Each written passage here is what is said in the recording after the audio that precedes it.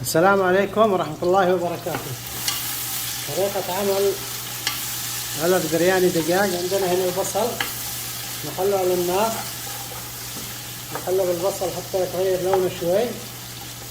هنا عندنا الدجاج. نستخدم بهارات البرياني المعروف، أو ممكن تستخدموا بهارات مشكلة. نضيف البهارات على الدجاج.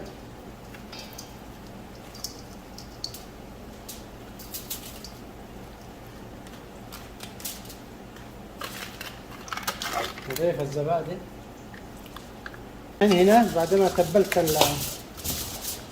الدجاج بالزبادي والبهارات نتركها كده شوي.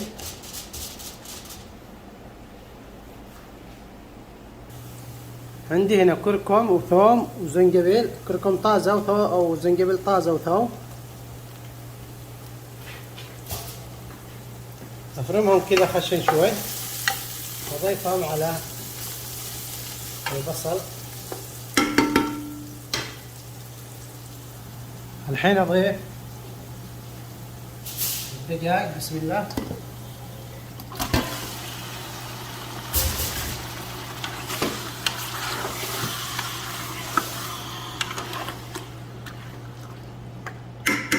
أضيف زيادة من البهارات. نضيف كركم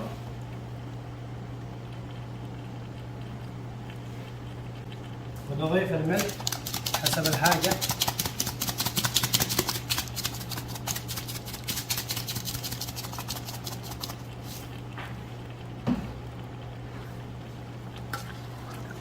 الحين أهم شيء إن الدجاج يطبخ ويتسبك، هذا أهم شيء. نضيف الخضار اللي هو النعناع والكزبرة.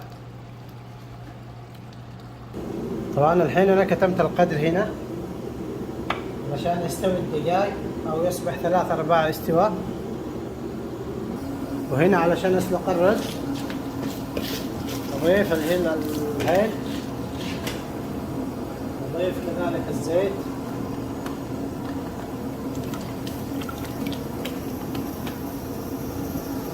أحط الملح حسب الحاجة وأخليه يطبخ. بعد كده بضيف الرز واطبخه 3/4 استواء. 100 جرام زبدة على الموية. وهنا ما شاء الله بعد ما أصبح الدقيق 3/4 استواء أضيف نص كمية النعناع والكزبرة، طبعا حزمتين بحزمتين. نخلي الدقيق الحين يطبخ كذا زيادة 10 دقائق. حطينا الرز نخليه يطبخ على نار عالية علشان نسلقه 3/4 استواء. ما شاء الله بعد ما سلقت الرز صفيته، حطيت هنا تحت طبقة من الرز الأبيض، أضفت القليل من النعناع والكزبرة، ومن الأعلى أضفت البصل. والحين بضيف الدجاج بعد ما استوى. بسم الله.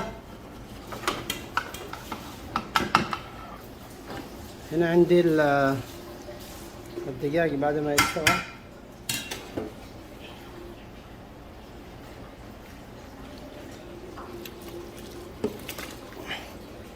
قليل من النعناع والكزبرة وكذلك البصل المقلي.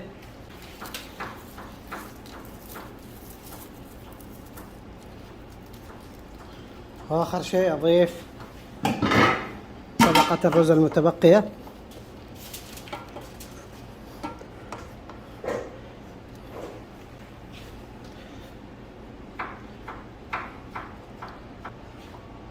صفار الزعفران،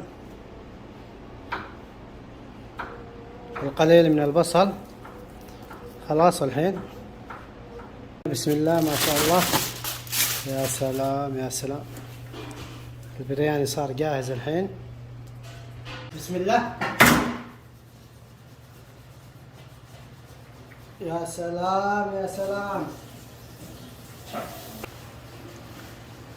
عينكم على هنا.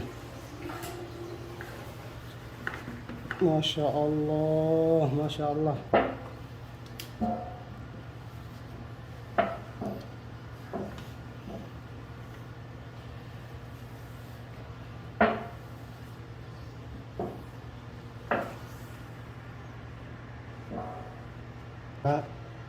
صحن التقديم.